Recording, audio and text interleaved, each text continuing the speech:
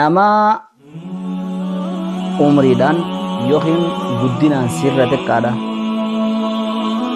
Kayooniifis harkaan si qabellee waan akkas godhuu hin dandeenye. Kan ammoo rasaas harkaan qabu, sibiila harkaan qabu, waan akka harkaan qabu. Yoonii fi inni si jala fiige immoo yoo ati dura dhaabbatte gowwaadhaa kan namni si jiru beekta.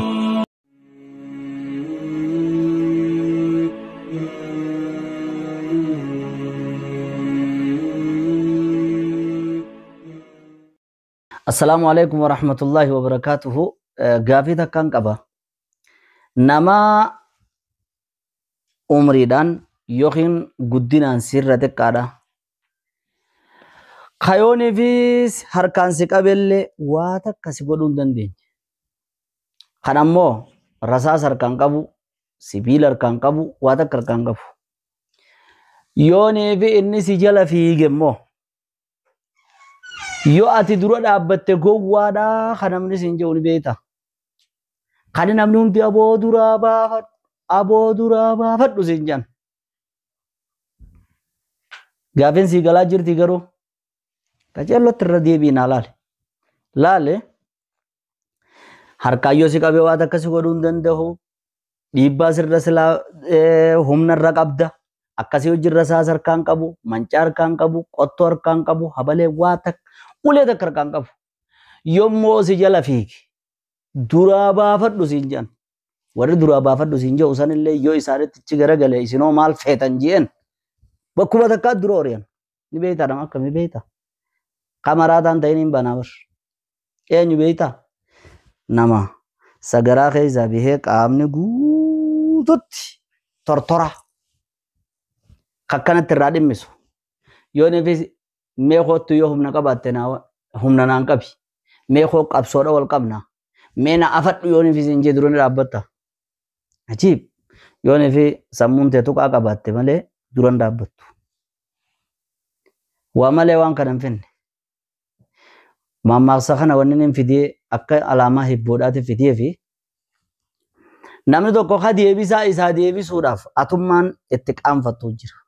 Wajjinunuu haasa'uudhaaf jechuudha. Deebisaa isaa deebisuudhaaf jechuudha. Akkasi firraa laalta. Karkarroodhaan dhufee jaanii bar. Leenca dhufteeti obbo Leenco.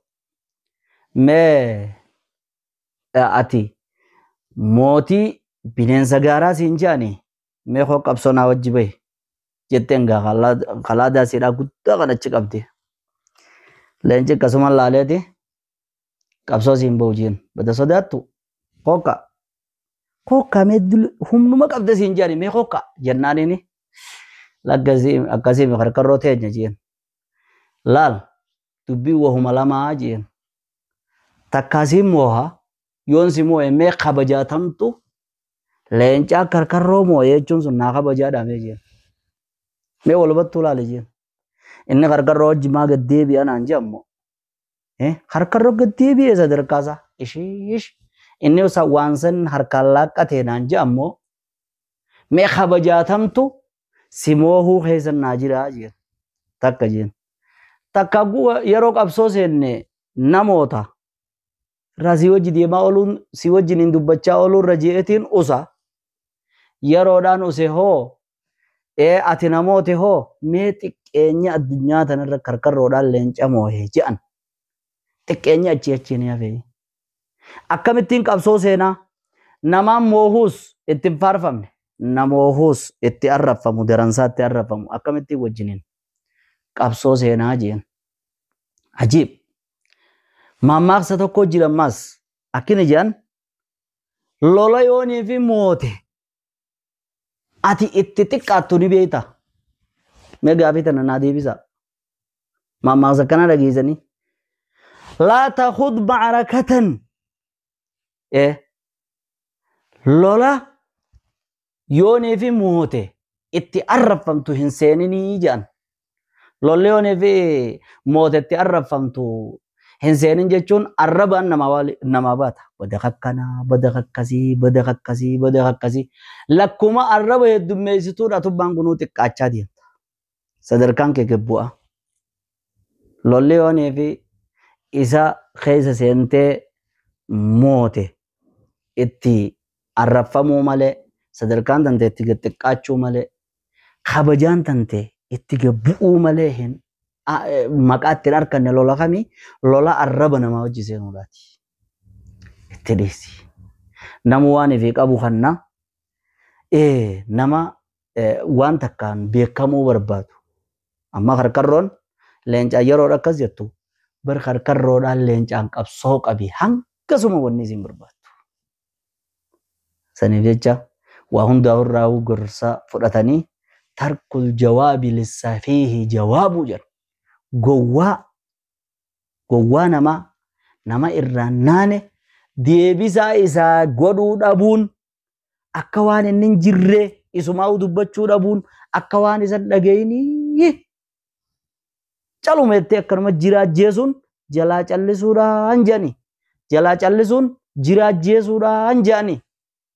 Deebisaadha taati jalaa callisuun qopxii waan garii deebisaadha taati isiniin jecha yeroo dhamee namni tokko akkaan beekamu akkaan waan takkaan beekamu jee ajandaa haarayaan dhufe nambaan tujaadhaan gallakkisa isin wayii gartanii nis ni beeytanii barja waan san akkami akkas jette gujaniin hooy bar guyyaa lama keessa viidiyoon xiyyata ammas takka naalaa lamteen jirtu nama jehuun arkee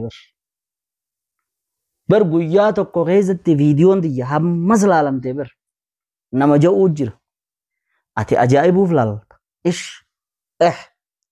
afoo kun waan nu xiqqeeyse afoo kun waan nu balleeyse jechuudhaaf ati laalta inni immoo mushaa daqiiqaa hamma viyuu hamma isaaf ol dabale san hammas laala nama sanirra dhaabbatee gorsa kiyya kaniin qur'aan ammaan dura gorsa babbareedaa kaniin dubbadheen sheenaawee khansan baay'ina namni alaale laaleetiin kan isin itti na ajaa'ibdan kana kan isin irraa na gorsitan kana nama na alaalu laaleetiin waan normaal tannagiyaa taniin achi dura dabarse waan san sheenaa'ee maaliif eebiin san dabarsa jee nama jiru isa illaanuu nama garii jallisuudhaaf hordofteetuma kanaatiitu nama jallisuudhaaf sababaa namatti ta'a.